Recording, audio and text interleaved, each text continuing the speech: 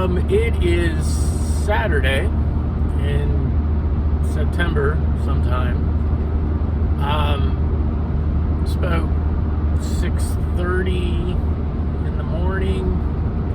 I am on my way to the last town-wide garage sale of the year, as far as I know.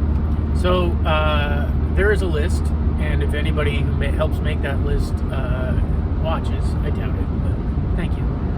Thank you for the list. It's a great list. It's a list of all the town-wide garage sales in Southern Ontario that they're aware of. And it really is a fantastic thing. I would look, they have a group on Facebook. It's called, I believe, Townwide Garage Sales Ontario. There's about 30,000 people on it. It is a fantastic resource. If you don't live in Southern Ontario, I'm going to guess that somebody probably has done one of these type things for other regions, wherever you find yourself looking for junk. So yeah, I would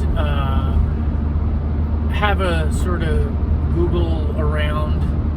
That sounds dirty, doesn't it? Google around.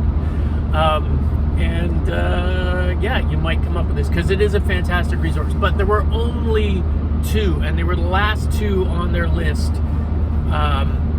One is in Burford, Ontario. I'm probably saying that wrong. My apologies. Where I've been before, and I should know the name by now, which is a smaller town. And then there is Thorold, Ontario, which is a much bigger town and growing.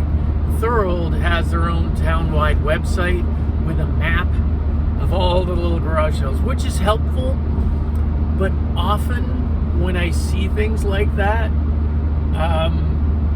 they make me a little wary.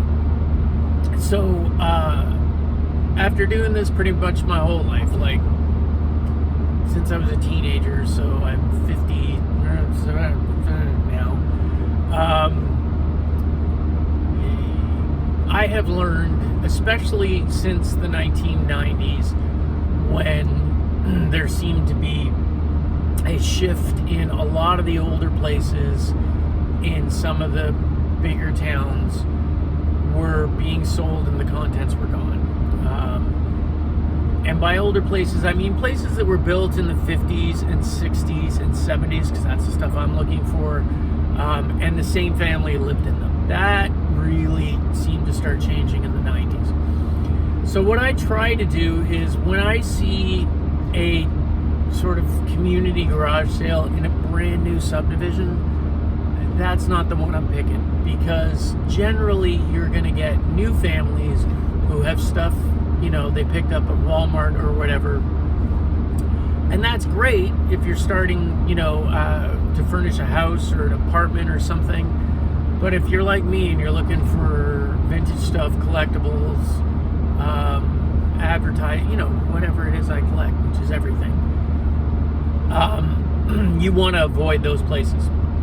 So between Thorold and Burford, sorry again, I went with Burford. It's out of the way.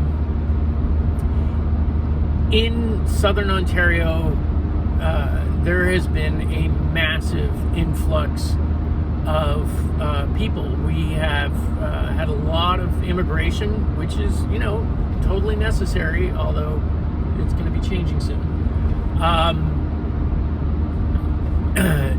And because of that, our population growth has gone sky high, and there's been a lot of new builds over the last little while, and that in places all along the QEW. I call it the GTA shuffle, because basically for the past 10 years or longer, people from Toronto are realizing their houses were worth millions in short periods of time, and we're selling and then moving further down the main highway stretch, which is the QEW.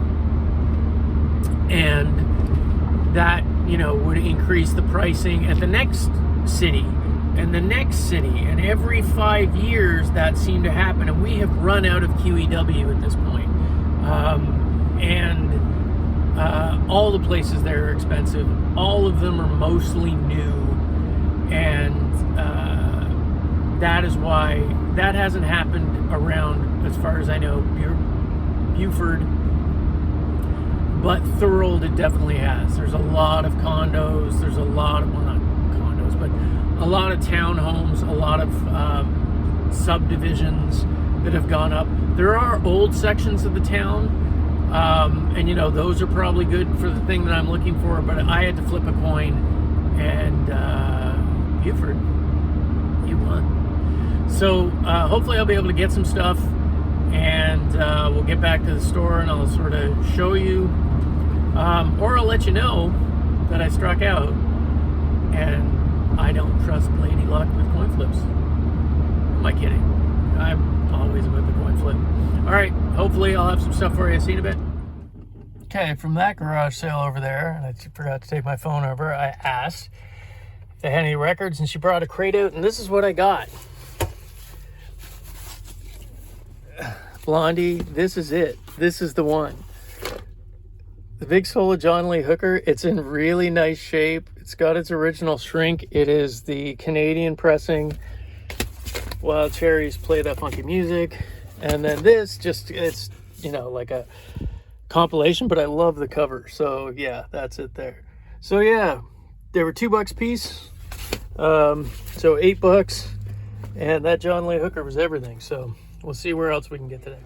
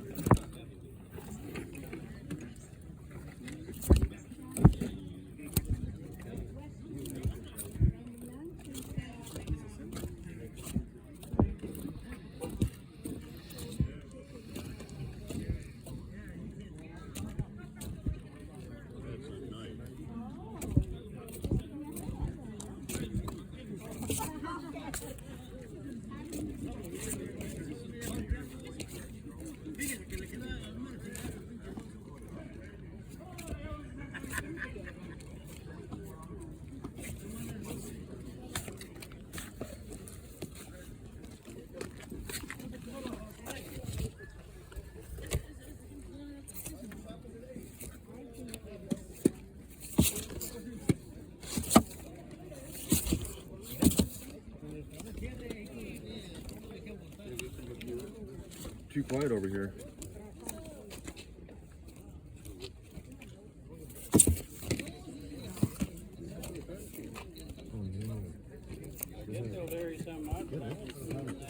Oh yeah, you do?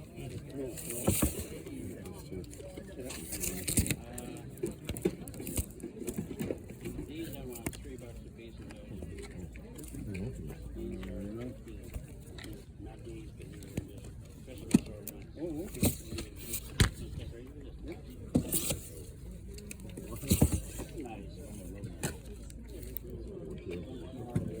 you have it? Here. I've seen this last time I was in here.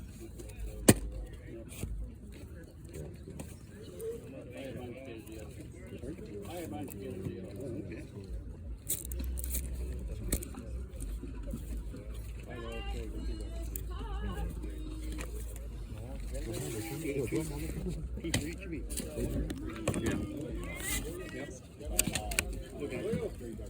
Yeah.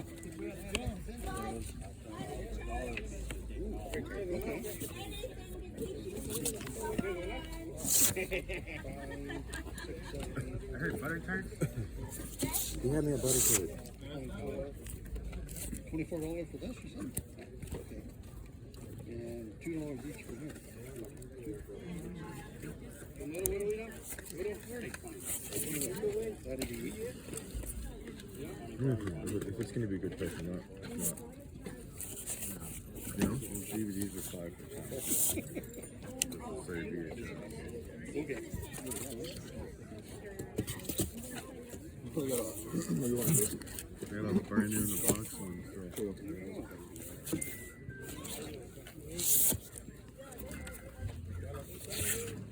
You selling the vehicle? Yep. You want them? Price of all of them go under the same heading as my advertisement here. 5 for 10. Any 5 of anything here. Oh, okay. Oh, you were Okay. at the. You were by the that trailer park near. Oh, Paris, or in Scotland. Yeah. Yes, I was. Yes, I bought some off you. Yeah.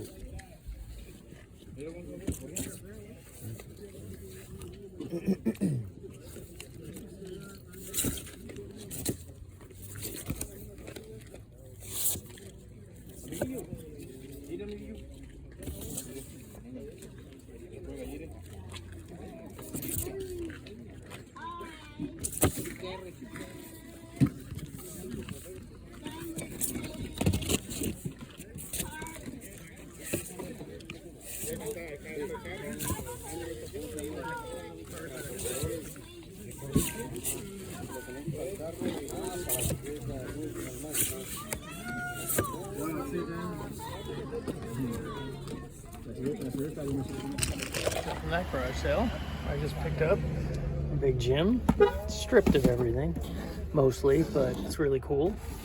A Hot Wheels Hot Birds and a Corgi Concorde. It's 20 bucks for that, 10 for the rest. So pretty happy with that. He had a big Jim Gorilla, but I wanted 50 bucks, which is beyond me. So it's the next day at the shop. It is Sunday today. I'm here pretty early. You can tell it's the next day, so I'm wearing a different shirt. So I got home last night and had to do some work on an apartment that I'm renovating. And then I was just too exhausted to finish this. So we'll do it now. Basically, yesterday I went to the, as I probably explained, the Burford Townwide. Great sale, lots and lots of stuff, but like most townwides, it got packed pretty quick and I had to bail probably around 10 o'clock, honestly. It was just too much. But I did get some stuff. I got one record that I'm really, really happy with and will probably stay in my personal collection because it's an upgrade on the copy that I have. I got some vintage toys, some interesting posters. It was, you know, more than worth going. So we'll go look at that stuff and have a quick discussion about it. It's not really a discussion because it's just me talking at you, but the comments, you guys can, you know, do whatever the thing is with the thing. And comments, that's like a discussion. I actually do answer all the comments that come through. So yeah, let's go see what I got. Okay, so that's it. I got a fair amount of records and some vintage toys and a few interesting posters. Overall, the sales were, again, unfortunately, a lot of newer stuff. Clearly, Burford's had the same thing happen that pretty much every other place in Southern Ontario has had happen, which is a lot of the older houses have been recently resold, and so the people who originally lived there, all their stuff is gone, and it's just newer families who are just starting out. And There was, like I said, some good records, a few toys. Um, was it worth the hour drive out there? I tend to think so because I got two things that I really, really wanted. And so we'll just get into it now and have a look at the records first. City Boy, it's kind of a proggy type band, Flying Pickets. Now, these I paid around, I think it was $2 a piece. I think I showed you going there. The guy said if you buy, what was it, 5 for $10. So for the first group of these, I think I paid $2 a piece for them. So that's why I was grabbing them. There's nothing spectacular in here, but just bread and butter stuff. All right, Flying Pickets. This actually, I get asked for this all the time. It is just a collection of like haunted house sounds and screams and groans and things like that. And people use them, love them for Halloween. So Outlaws, Billy Joel, Supertramp Paris, Foreigner. These are things that, like normally I wouldn't buy, but because they're so, $2, why not? This I'd buy all day long. I love me some Dolly, so that's 95. Art of the State, I had no idea who it was. AD is the band, and it's just like straight rock and roll. Bobby Brown single, My Prerogative. I don't know, I just really like the cover. It's like some sort of weird German, I don't know. I don't even know. I'm not going to lie. I know nothing about it. Murray McLaughlin. This Buddy Holly is actually in really nice shape. I get this record quite a bit and it is trash, but the actual vinyl on this one is really nice. So pretty happy to get that. I always sell bread.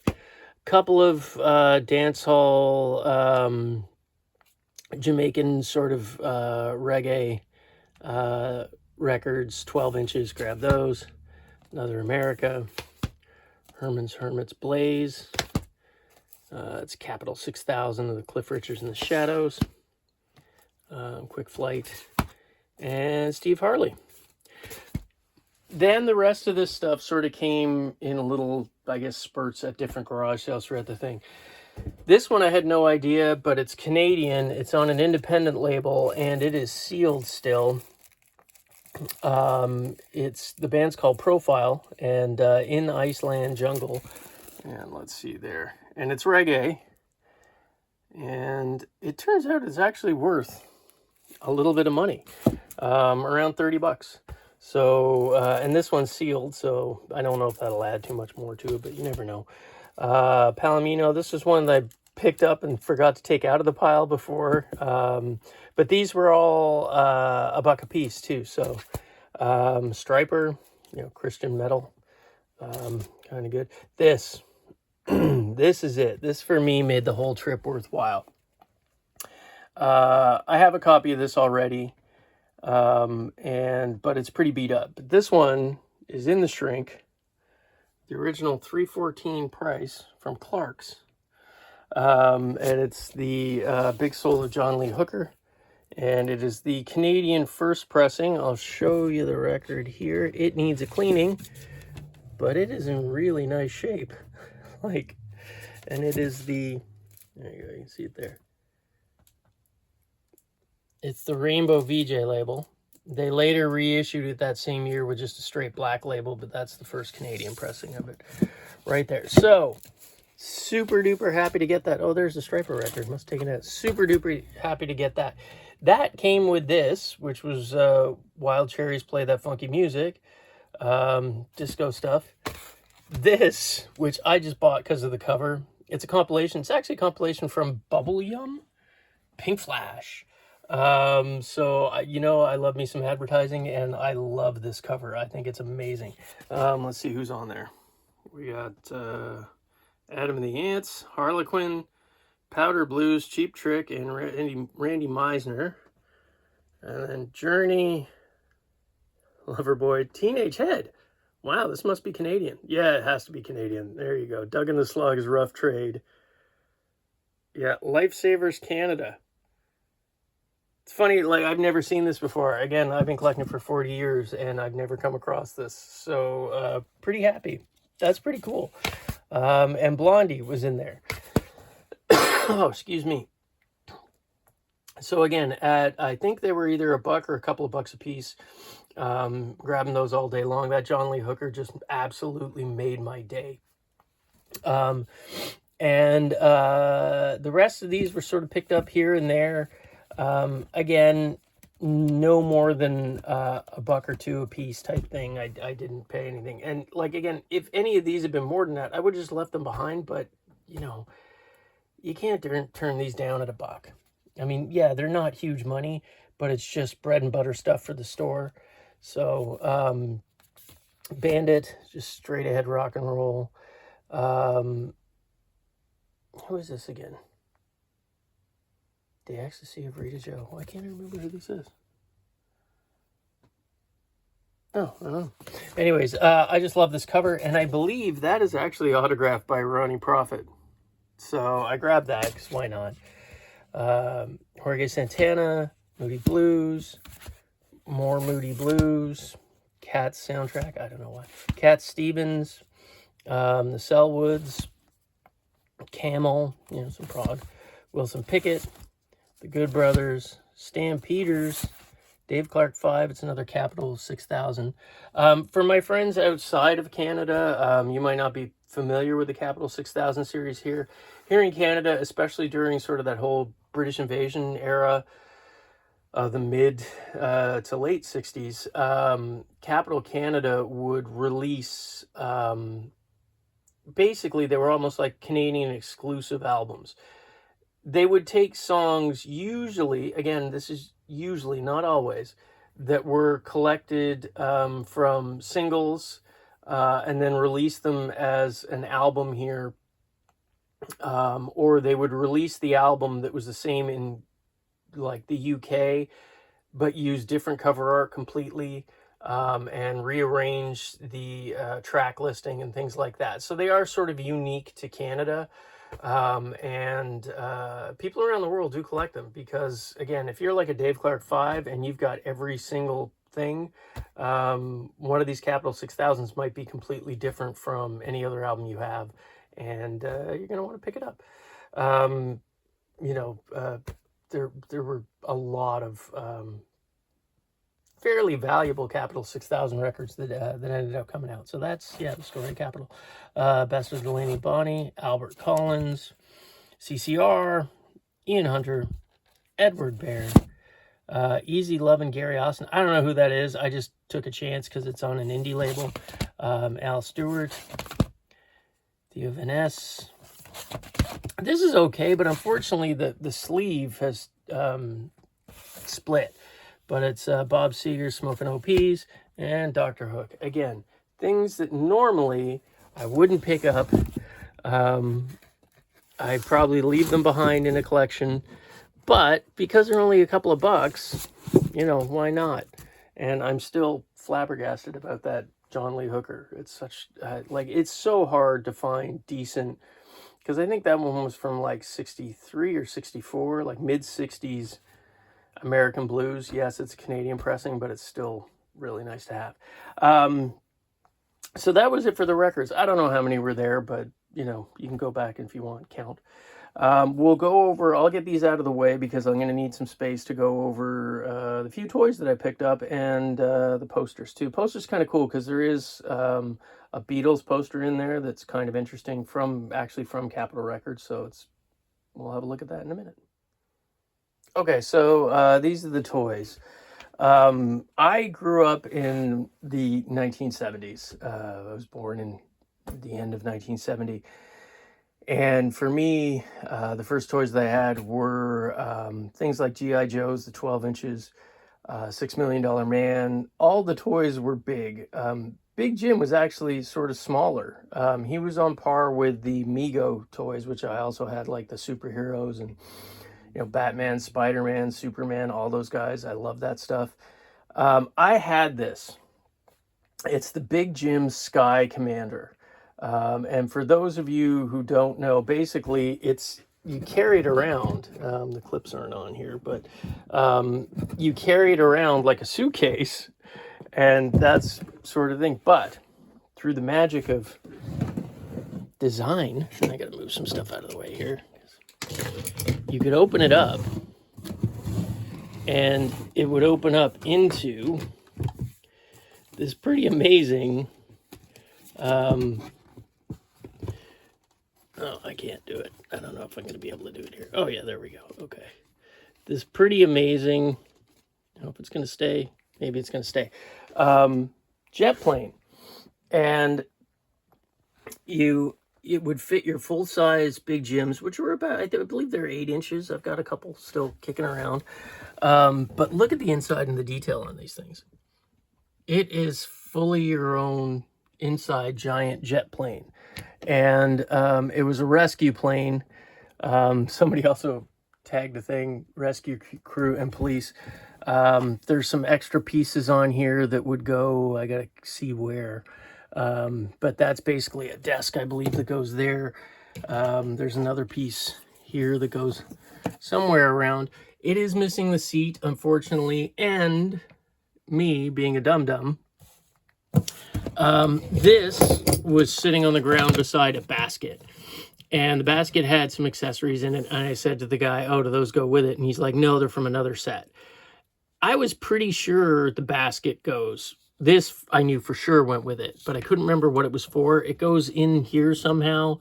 And then, oh yeah, there it is there. You can see it just clips onto those things there. And then it would have a rescue basket on it. And he was convinced the rescue basket wasn't part of it. And he wanted, I think it was $15 or $20 for the rescue basket on its own. And I was like, no, I said, I'm pretty sure it goes with this. But it was his stuff. He wanted to sell this to me. He only sold it. It was only, I think, $30 for this, which is, you know, for a garage sale, a bit much, but it's something I've wanted for a long time. I sold this at a garage sale when I was a kid to save up for a 10-speed bike, and I regretted selling it ever since. And I absolutely love it. Let me show you the back end of this thing, if I can turn this around without causing too much hassle, because it's really impressive to me anyways. The design and the thought that went into this. I mean, toys now, I don't know. I'm going to sound like a grumpy old man, but that's because I am. Just don't seem to have the same kind of thing to it, you know? Like, look at this thing. Sorry about the bad camera work again, but I'm old and this takes time. There you go. Look at it. That is awesome. You know, it's a massive, big toy. It takes up a huge space, and you could play. Thing is, you could get your G.I. Joes in there too, so it was like just this amazing base that you could play with. Yeah, this one's going to be staying in my collection. I believe it's like 73 or 1973 or 74. I could be wrong on those dates. But yeah, it was made by Mattel to go with all the big Jim stuff. So super happy. Like I said, I can't remember if it was 25 or 30 in the end, but it was somewhere around there. And that's Canadian pricing for my non-Canadian friends. So right now that you'd be looking at like $20 US, which I would be more than happy to pay in a heartbeat. He did have the big Jim gorilla. And that's the King Kong gorilla, as they call him. And it's like a little, about an 8-inch plastic gorilla figure that has a spinner on the back, and it moves his arms. And it had the net, but it didn't have the launcher, because you were supposed to use the launcher to capture the gorilla with the net. I've had it a couple of times. It's a cool toy, but he wanted like $60 for it, and they sell for like 30 on eBay, and now again that's US, so it would have somewhere around 40 to 50. And I think he liked that toy a lot, and he wouldn't come down, so that was fine. You know, again, it's his stuff. He needed it. Some of the other things I picked up at that sale, he had a few things. A lot of people are familiar with Redline Hot Wheels die-cast cars. Not as many people know that they also made these things called Hot Birds. And the idea was to take the same kind of aesthetic design of making these really cool cars that they had and apply it to jets. And that's what they did. So they made these really radical design jets. And I just love them. Like this one, you know, the thing comes up and you can see the turbines inside. they have a little area here that would have like a tiny little wire looped hook. And what you could do is they had sets that were almost, it looked almost like a gun that you could run the string, a piece of string through to like your wall. And then you hung these and they would slide down. So they were basically basically Hot Wheels for the sky. And I believe they were like, again, mid-70s. I don't remember them as a kid. I don't think they were around for very long. And I can see why, because, it's fun to run that string, but that's all they could do. This one does have landing gear. But the one thing that they should have done, and these would have been popular, and you probably still see them to this day, was put the wheels on them so they could run like cars too. So you had the double thing of, you could run it on the string, and that was cool. But after that, it's just a shelf sitter. Not much play outside of that. And you had to set the string up every time you wanted to use it. So I'm actually shocked that nobody said, hey, why don't we make the landing gear like actually work as like wheels? So the kids can push these around with their other Hot Wheels. But they didn't. Anyways, these are, they've been coming up in value in the last few years because essentially they're like Redline era. And anything Redline era right now is going through the roof. And they're really cool. Like, this is just one of them. There are, I'm not sure. I know I've had a handful of them over the years. So this was $5. I was like, sure, why not? It's probably worth a little bit more than that. Not a lot more, but a ton, and, well, basically, $10 for the pair of these. The Air France I just got because I love the Concorde. It's missing its landing gear. It's missing its stand that it would have come with. But it's a Corgi Concorde. It's still got the nose attached, which often these things don't, because that was like the first thing that broke on them. But I love this toy. This is the Air France version. There was a British Airways version as well. Again, just these are iconic memories for me. And these will probably be shelf sitters for me more than anything else. I don't think these are things that I'm going to be selling in the store because there's not a lot of meat left on the bone there. Yeah, I could probably get $10 each on these, maybe a little bit more for that Hot Wheels one. But they are super cool. So that was it for the toys. I didn't even see any more toys. I saw lots more records. The thing that I saw was people who've been buying records recently, like younger people, and who were selling off their collections. And there weren't a lot, so you'd get there and there'd be like 15 records, but they'd want $15 each, $10 to $15 each. Now, they paid $40 each because they bought them brand new. But I was just like, no, I'm not paying $15 for, used records to go into the store. And they weren't like anything special. They were just reissues of, your standard rock and roll stuff, which I have multiples of in the store, the originals. So, so that's it. I'll show you the posters that I got, because those are into the music and the records. Probably interested in seeing the Beatles one. It's kind of cool. We'll have a look at it right now. Okay, so that's it there. It was... this is the Beatles one. It was 20 years ago today. Revolve the Music, Relive the Memory. And these were, I don't know they were sold or if this was like an in-store promo, because in 1984, which is when this poster came out, they did a whole big thing about the 20 years from the British invasion. Basically when the Beatles came over to America for the first time. And I do remember in the stores a lot of promotion stuff going on. There were a lot of the records were reissued, and yeah, you could go in and grab them. So for me, this is really great. It was only $1.